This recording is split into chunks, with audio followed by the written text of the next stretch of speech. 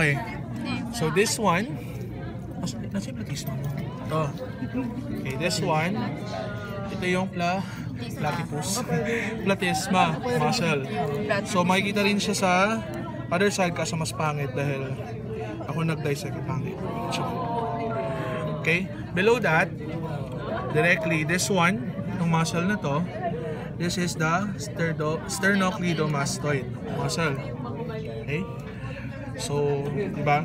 Kanina, from the triangles of the neck, so anterior to the sternocleidomastoid muscle would be the anterior triangle of the neck. And at posterior to the sternocleidomastoid would be the posterior one. Okay? So now, sa posterior ha. Now, pag dito banda sa may clavicle, superior to the clavicle and inferior to the omohyoid muscle, which will be shown later, yun yung tinatawag na supraclavicular triangle. And superior to the omohyoid would be the ano ba ito? Occipital triangle.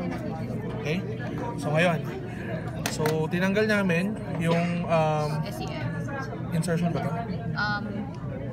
Origin ng sternocleidomastoid to expose yung much deeper than SEM. So this one is the sternohyoid.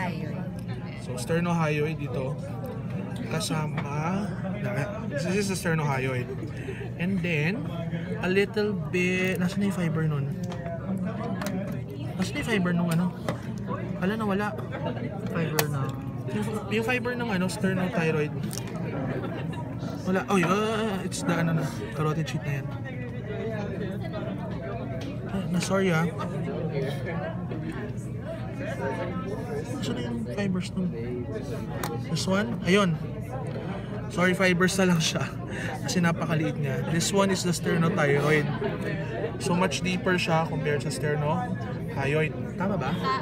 Hyoid, bago thyroid. Hyoid, then thyroid. And then, sa gitna kasi nito, may makikita kasi dapat dito yung omohyoid. So, dapat makikita yung omohyoid, but hindi na siya ma-determine.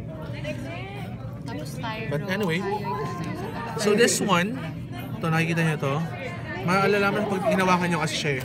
This one is the thyroid gland. Okay? So this is the pyramidal lobe. The isthmus banda dito. And this is the right lobe.